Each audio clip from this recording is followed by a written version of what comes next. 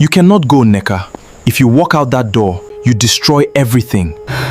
I have thought about it for 9 years. You don't understand what will happen if people find out you're alive? My son is in a hospital bed. He needs blood. They told me I may be the only person who can save him. You told me I had to disappear to keep him safe. You told me I had to stay away from him because people wanted to hurt him. You told me everything you did was for our son. It was. Then why are you asking me to hide while our son is dying? You would destroy everything we've built. No, Chidozie. You destroyed everything. That is when I finally understood.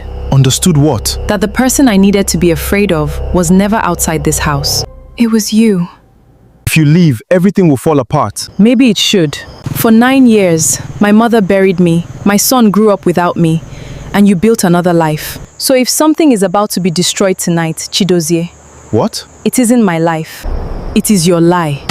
Sometimes, the people who say they are protecting us are the very people controlling us.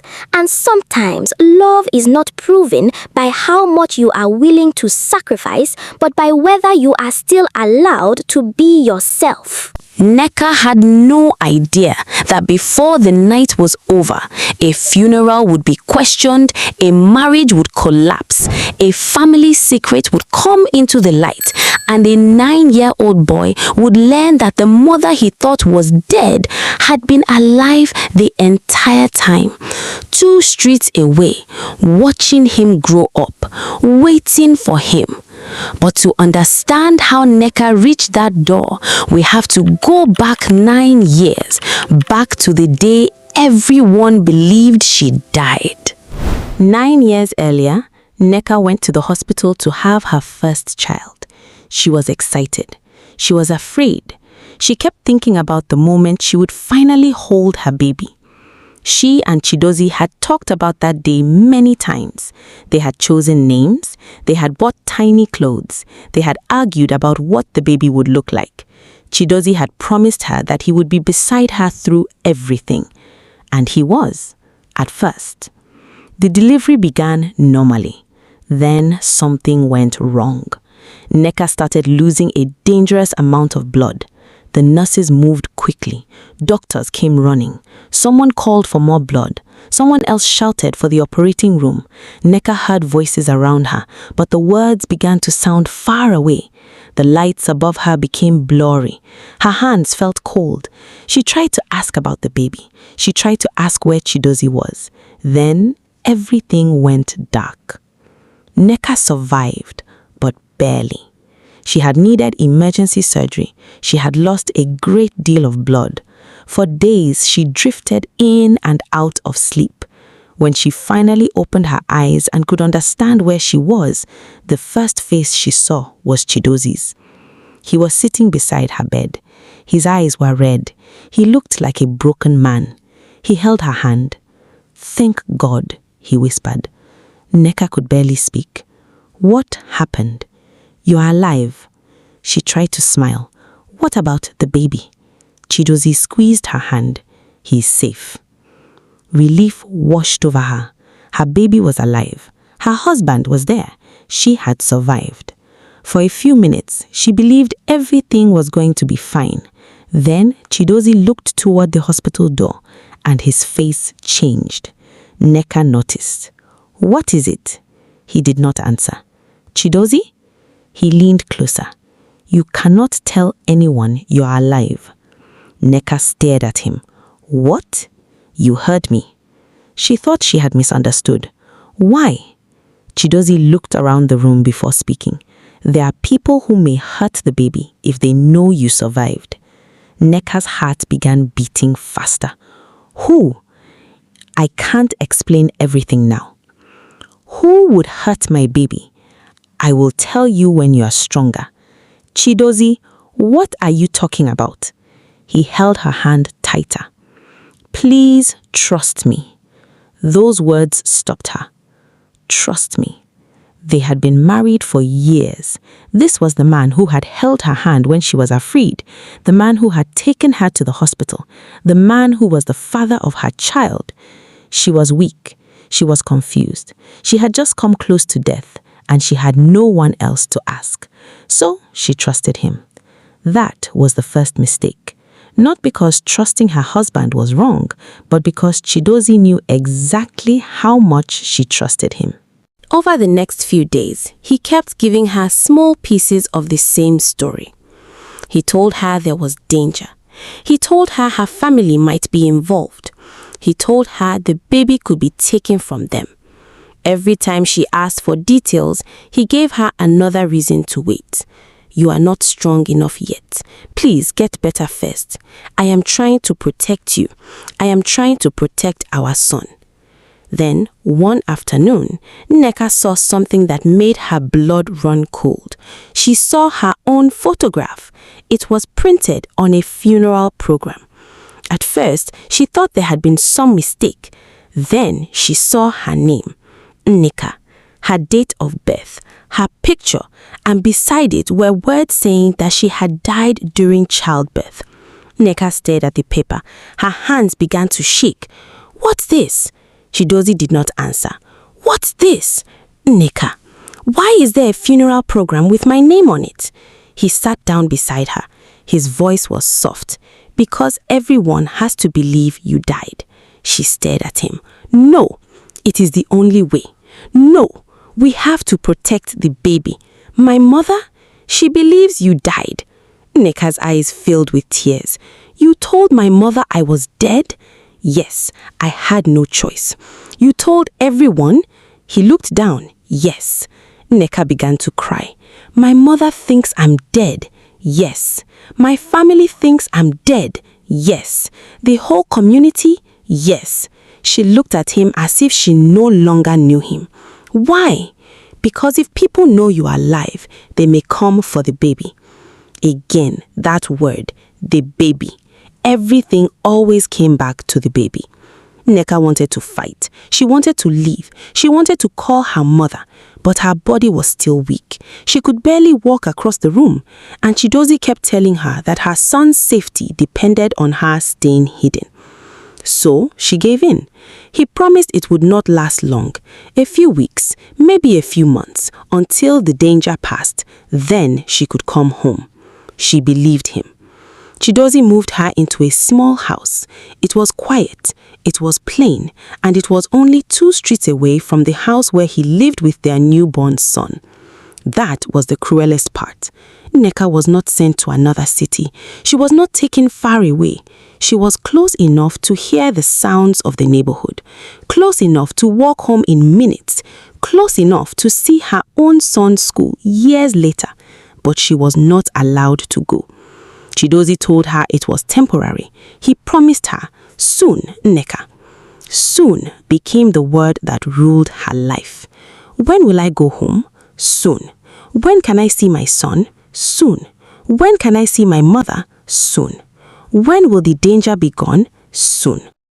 At first, Chidozie visited almost every day. He brought food. He brought clothes. He brought news about the baby. He smiled today. He said his first sound. He is getting bigger. He looks like you. Those little pieces of news were all Nneka had. She would sit in that small house and imagine her son. She imagined his face, his hands, his first steps. She asked Chidozie to bring pictures. Sometimes he did. Sometimes he said it was too risky. She believed him. Then the visits became less often, every few days, then once a week, then sometimes longer. Whenever Nneka complained, he always had the same answer. I am doing this for you. I am doing this for him. Please be patient. Nneka waited. 1 month became 6 months. 6 months became a year. 1 year became 2, then 3, then 5, then 7, then 9, and Nneka was still dead. Her son grew up. That was the part that hurt the most. She watched him from a distance. The first time she saw him in the market, he was about 4 years old. Nneka had not planned to be there. She had gone out to buy food. Then she heard a child's laugh. She looked up. And there he was, her son. She knew him immediately. There was something about his face, something about his eyes. She stood behind a small market store and watched him hold his father's hand. Chidozie was talking to him. The boy looked happy. Nneka wanted to run to them. She wanted to shout his name. She wanted to hold him. But she remembered Chidozie's warning. If people discovered she was alive, her son could be in danger. So she stayed where she was. She watched them walk away. That night, she cried until she fell asleep. A few years later, she saw him again. This time, he was wearing a school uniform. He was sitting in the back seat of a car. Nneka stood across the road. The car passed. For only a few seconds, she saw him, but those seconds stayed in her mind for years. Another time, she went near his school. She knew she was breaking the rules, but she wanted to see him, just once. She stood far away from the other parents. Then she saw him walk onto the school stage. He had won an award. He smiled.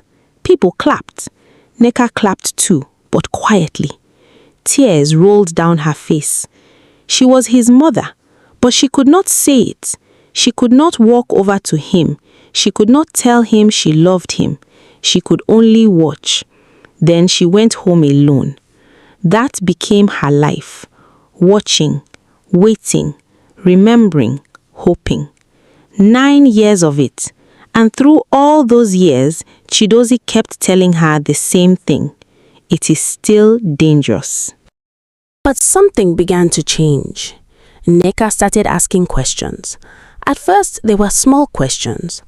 Why hasn't anyone from my family come looking for me? Why has my mother never tried to find out what happened?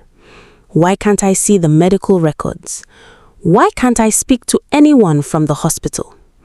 Why has the danger lasted 9 years? Chidozie always had an answer. Sometimes the answer was anger. Sometimes it was fear. Sometimes it was tears. But it was always an answer.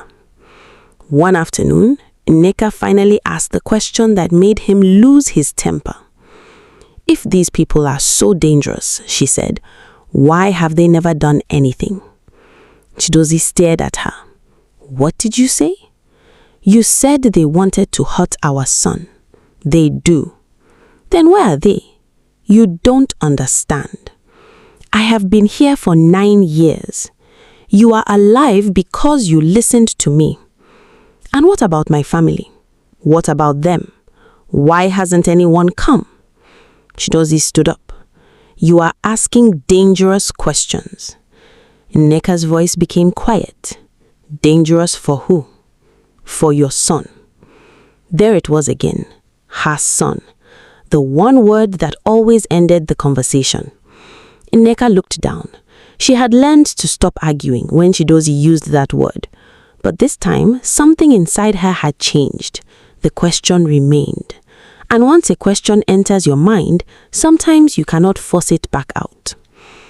A few weeks later, Nneka saw something that changed everything. Chidozie had come to visit. He sat at the small table with her. He had his phone beside him. He went outside to answer a call. Nneka did not touch the phone. She had never been the kind of person who searched through her husband's things. But then the screen lit up. A message appeared. Nneka glanced at it. She saw a woman's name, Adaobi. Then she saw a photograph. Chidozie was standing beside a woman she had never seen. The woman was smiling. Chidozie was smiling too. They looked happy. Very happy. Then Nneka saw the message. It was about an anniversary. Her stomach turned. An anniversary? She checked the date. Her hands began to shake. The date was from years after her funeral. Years after everyone believed she had died. When Chidozie came back inside, Nneka said nothing. She waited. That night, she could not sleep. The next day, she asked him, "Who is Adaobi?" Chidozie froze. Only for a moment, but Nneka saw it. Why are you asking? I saw her name. You shouldn't be looking at my phone. I saw the message by accident. Chidozie said nothing. Who is she? No one. Nneka looked at him. No one doesn't send anniversary messages. His face became hard. You are imagining things. Then show me. Show you what? Tell me who she is. Chidozie stood up. I have done everything to protect you. Nneka stared at him. That isn't an answer. He walked toward the door. Leave this alone. That was when Nneka knew. There was something he was hiding. And for the first time in 9 years, she decided she would find out what it was. She started quietly. She asked questions. She listened to people. She looked for names. She remembered dates. She searched through old information she had kept. Piece by piece, she found the truth. Chidozie had remarried. The woman was Adaobi, and Adaobi was not just anyone. She came from a rich and powerful family. Her family owned businesses that Chidozie had always dreamed of being part of. The more she learnt, the worse it became. Chidozie had built a new life, a public life, a successful life, a life where everyone believed his first wife was dead. Then, Nneka found something that made her sit down. The marriage to Adaobi happened after Nneka's supposed death, but the connection between Chidozie and Adaobi had started much earlier, before Nneka was moved into the small house, before the funeral, and before Chidozie told her about the danger. Suddenly, Nneka remembered something. The first time Chidozie had told her that she could never go home. The first time he had said people wanted to hurt their son. The first time he had told her to trust him. Had he already known Adaobi then? Nneka's heart began pounding. She kept digging. And then she found the answer. Adaobi's family wanted her husband to be free of a complicated past.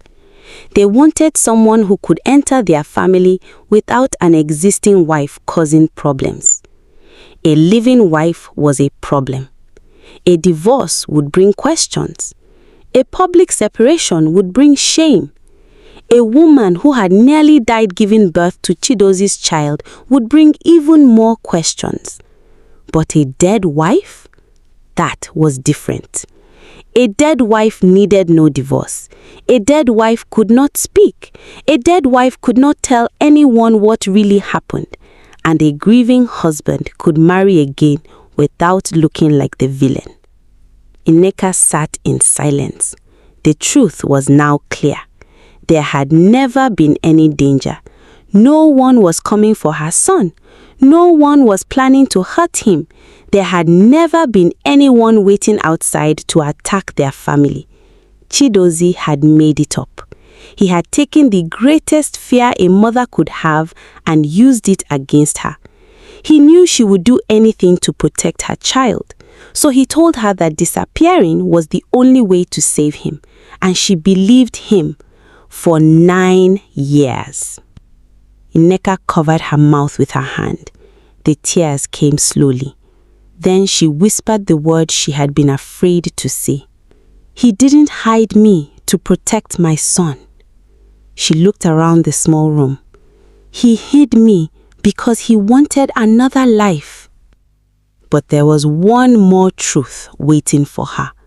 Someone else knew. Someone very close to her. Her sister, Ifeoma. Nneka had always loved Ifeoma. They had grown up together.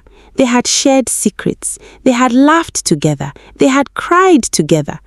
So, when Nneka learned that Ifeoma knew she was alive, the pain was different. It was not the shock of discovering another lie. It was the pain of realizing that someone she loved had been standing close enough to help her and chose not to. Nneka confronted her. How long? Ifeoma began crying. Nneka, please. How long have you known? Ifeoma could not answer. Tell me. Yes. Nneka closed her eyes. How many? Almost all of them. Nneka stepped back. All of them? Ifeoma nodded. Nneka stared at her sister. You knew I was alive? Yes. You knew where I was? Yes. You knew I was watching my son grow up without me? Ifeoma began to cry harder. I was afraid. You were afraid? I didn't know what to do. You could have told me. I wanted to. For 9 years? Ifeoma looked down. Chidozie had paid her to help keep Nneka quiet. At first, Ifeoma believed his story. She believed there was danger. She believed she was helping protect the child. Then she learned the truth. But by then, she was already involved. She was already taking money. She was already afraid of what would happen if she spoke. So she stayed quiet. 1 year, then another, until 9 years had passed. Nneka wiped her tears. You didn't protect me. Ifeoma looked at her. You protected the lie. Those words broke Ifeoma. She cried, I am sorry. Nneka looked away. Sorry could not give her 9 years back. Sorry could not give her son's childhood back. Sorry could not erase the days she spent alone while her sister knew exactly where she was. But there was no time to stay angry, because the next phone call changed everything. Nneka's son was sick, very sick. He had been taken to the hospital. Doctors needed to find a blood match quickly. His blood type was rare. The family was tested. The search became more urgent. Then someone found Nneka's old medical records. Her blood type matched. The woman everyone believed had died 9 years earlier could save the boy's life. When Chidozie heard, he panicked. He came to Nneka's house. You cannot go. She looked at him. He needs me. You don't understand. I understand perfectly. If you go to that hospital, everyone will know. Yes, your life will be destroyed. Nneka looked at him. My life was destroyed 9 years ago. You will lose everything. She shook her head. No, Chidozie. He stepped closer. You will destroy our family. Nneka looked directly at him. You destroyed our family. He tried another way. Think about our son. I am. If you love him, stay here. Nneka almost laughed. Not because anything was funny, because she finally understood how cruel the words sounded. For 9 years, he had used those exact words to control her. If you love him, stay. If you love him, hide. If you love him, don't ask questions. If you love him, trust me. But now, her son was lying in a hospital bed, and she was the one person who might save him. So Nneka asked herself one final question. What would a mother do? The answer was simple. She would go. And that was why she stood at the door. That was why Chidozie was afraid. That was why he was begging her not to leave. Because if Nneka walked into that hospital, the lie he had built for 9 years would finally meet the truth. Nneka reached the hospital. She walked through the doors. People looked at her. Some did not recognize her. Others did. One person dropped a bag. Another woman covered her mouth. Then Nneka saw her mother. Her mother froze. For several seconds, neither woman moved. Nneka's mother stared at her face. She looked older, tired, but she knew those eyes. Nneka? Nneka could barely speak. Mom, Her mother took one step forward, then another, and suddenly she was holding her daughter, the woman she had buried, the woman she had cried for, the woman she had believed was gone forever. Her mother cried against her shoulder. "How?" Nneka cried too. "I am sorry." "For what?" "For being gone." Her mother pulled back. "You are not gone." Nneka could not answer. Her mother looked past her, and then she understood.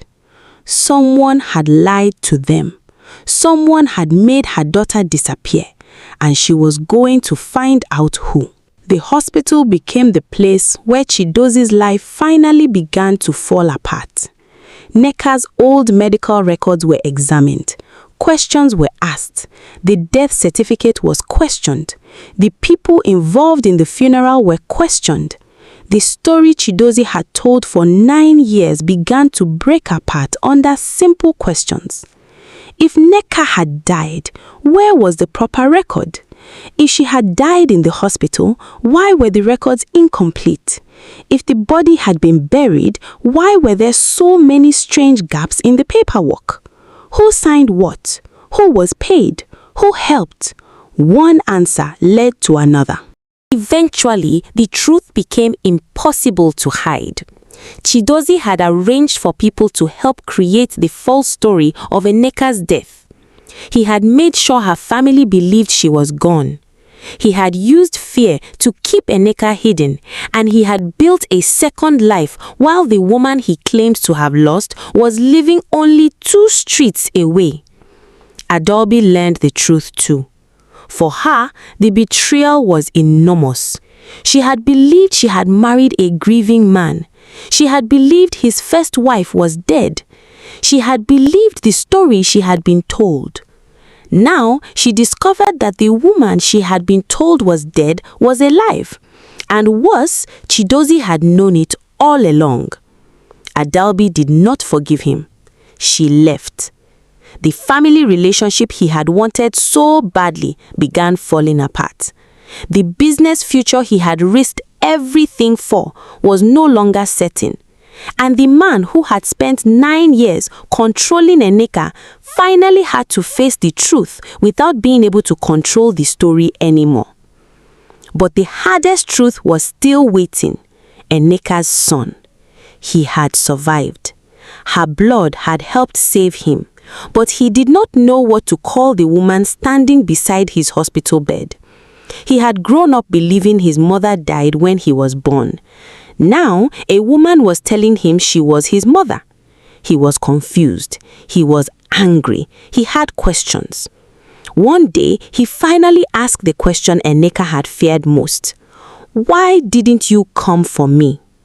Nneka sat quietly. She could have blamed Chidozie. She could have explained everything. She could have told him how frightened she had been. And she did, but she did not lie. "I thought your father was protecting you." The boy looked at her. "He said you are dead."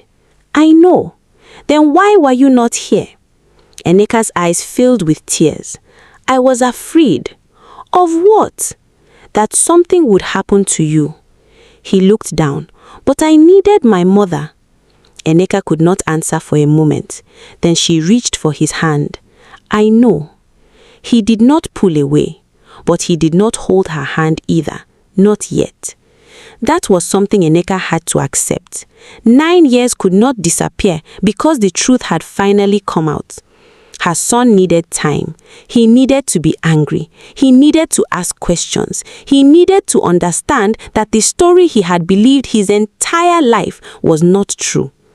Nneka did not force him. She waited. She had spent 9 years waiting. Now she could wait for the right reason. The first meal they shared together was quiet.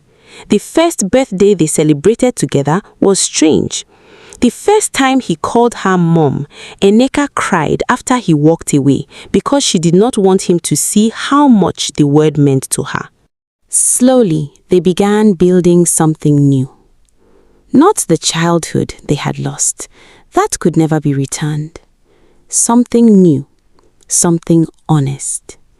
Nneka went to his school. This time, she did not stand behind a fence. She sat among the other parents. Her son knew she was there. When he looked at her, she smiled. He smiled back. It was a small moment, but to Nneka, it was everything. 9 years earlier, she had watched him from a distance because she had been told that loving him meant staying away. Now she knew better. Love was not supposed to make her disappear. Love was not supposed to take away her voice. Love was not supposed to make her afraid of the people she trusted. And love was never supposed to require a mother to become a ghost in her own child's life. Chidozie faced the consequences of what he had done. The false death records became part of the investigation. The people who had helped him were questioned. The lies surrounding Nneka's death were exposed. Ifelma finally told the full truth. She admitted that she had known Nneka was alive. She admitted that she had accepted money. She admitted that fear had kept her silent. It did not erase what she had done, but for the first time, she stopped protecting the lie. Nneka's mother also had to heal. Finding her daughter alive did not erase 9 years of grief. She was happy. She was angry. She was grateful. She was hurt. Sometimes all of those feelings came at once. She had buried her daughter. She had mourned her. She had spent birthdays without her. She had cried on days that should have been happy. Now her daughter was standing in front of her, but 9 years were still gone. Nneka understood that. She did not ask anyone to pretend they had never happened. She only wanted the chance to live the years that remained, on her own terms. One evening, months after everything had come into the open, Nneka stood outside her son's school. The school day was ending. Children were running toward their parents, cars were waiting, parents were calling names. Nneka stood quietly. Then she heard a familiar voice. "Mom!" She turned. Her son was running toward her. She smiled. He reached her and took her hand. They began walking home together. No hiding, no fear, no pretending, no secret house, no locked door. Just a mother and her son walking side by side. 9 years earlier, Nneka had been told that she had to disappear to keep her child safe. 9 years later, she understood the truth. She had never needed to disappear. She had only needed the truth. And that was the greatest thing Chidozie could never take from her. Her voice, her choice, her life. The woman everyone had buried was alive. She had been alive 2 streets away for 9 years. And now, finally, she was living where everyone could see her. But perhaps the most important part of Nneka's story is not what Chidozie did. It is what she did after she learned the truth. She did not spend the rest of her life trying to become the woman she had been 9 years earlier. She could not. Too much had happened. Too much had changed. Instead, she became someone new. A woman who questioned things. A woman who trusted herself. A woman who understood that being afraid does not mean you have to stay silent. And a mother who no longer watched her son from a distance. She stood beside him. And when he reached for her hand, she held it. This time, nobody could tell her to disappear again. And if there is one thing Nneka learned after 9 years, it is this. Sometimes, the most dangerous lie is the one that sounds like love. Sometimes, control comes disguised as protection. And sometimes, the hardest door to open is not the door of a house. It is the door between fear and freedom. For 9 years, Nneka stood on the wrong side of that door until the day her son needed her, until the day she finally chose herself.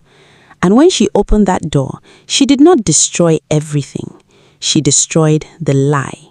And for the first time in 9 years, she walked toward her real life. Not the life someone had chosen for her, her own. The life she always deserved. Thank you so much for staying with us till the end.